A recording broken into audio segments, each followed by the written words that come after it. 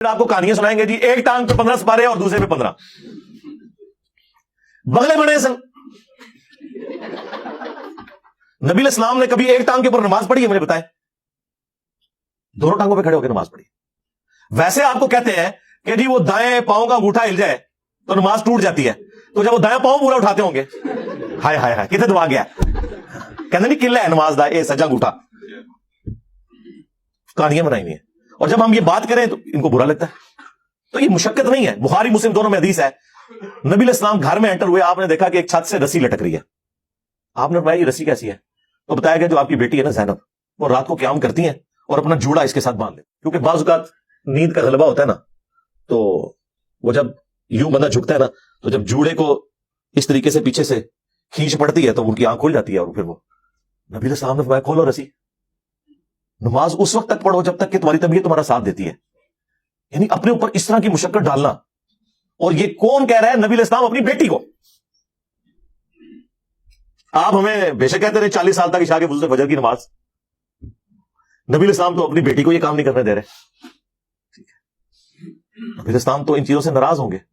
ہاں, فضائل مال میں لکھا ہوا ہے کہ جی یہ جو آیت ہے نا, ما انزلنا علیک القرآن لتشقى, سورہ طٰہٰ کی, یہ اس وقت نازل ہوئی تھی کہ نبی علیہ السلام بھی اپنے آپ کو رسی سے باندھ لیا کرتے تھے, تاکہ جب آپ کو جھٹکا لگے تو آپ کی آنکھ کھل جائے اور آپ جو ہے نا وہ قرات جاری رکھے.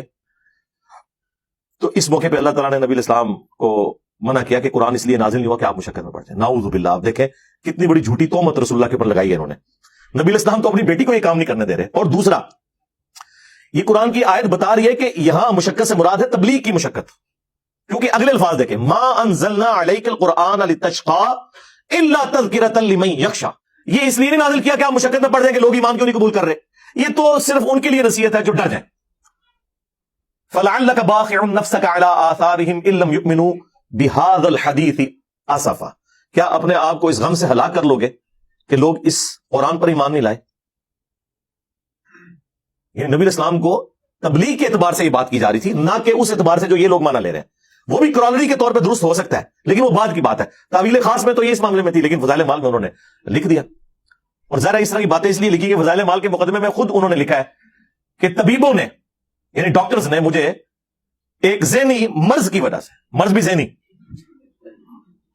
چند دنوں کے لیے دماغی کام سے روک دیا تھا کہ یہ آپ کے ذہن کے اوپر. تو کہتے ہیں کہ میرے پیر صاحب جو ہے مولانا الیاس کاندھلوی, جنہوں نے تبلیغی جماعت بنائی تھی, بڑے عرصے سے انہوں نے مجھے ریکویسٹ کی بھی تھی کہ آپ کو ایک سلیبس تبلیغی جماعت کے لیے لکھ دیں گے, جو 6 نمبر پڑھتے ہیں تو آپ ریٹن میں کر دیں, تاکہ اس میں سے پڑھ کے, پہلے اس کا نام تبلیغی نصاب ہوتا تھا, فضائل اعمال, فضائل حج, فضائل درود, یہ سارے اس کے چیپٹرز تھے. تو وہ کہتے ہیں میں نے فضائل صدقات بھی ہے اس میں نے یعنی فرصت کے ان ایام کو غنیمت سمجھا, اور میں نے کہا کہ اچھا آگے الفاظ ہے کہ وہ کہتے ہیں کہ اگر یہ اوراق پسند خاطر نہ بھی ہوئے, یعنی جو میں لکھ رہا ہوں اگر یہ شیخ کو نہ بھی پسند آیا, میرا نصاب ویسے پسند آیا, وہ آج تک پڑھ رہے ہیں, قرآن پڑھنے کی توفیق نہیں ہوئی ہے. ہاں, وَأُوحِيَ إِلَيَّ هَذَا الْقُرْآنُ لِأُنذِرَكُم بِهِ وَمَن بَلَغَ. اے نبی تم فرماؤ قرآن میں نے اس لیے وحی کیا تمہاری طرف تاکہ تم اس قرآن کے ذریعے ڈر سناؤ اور جس تک بھی یہ پہنچ جائے.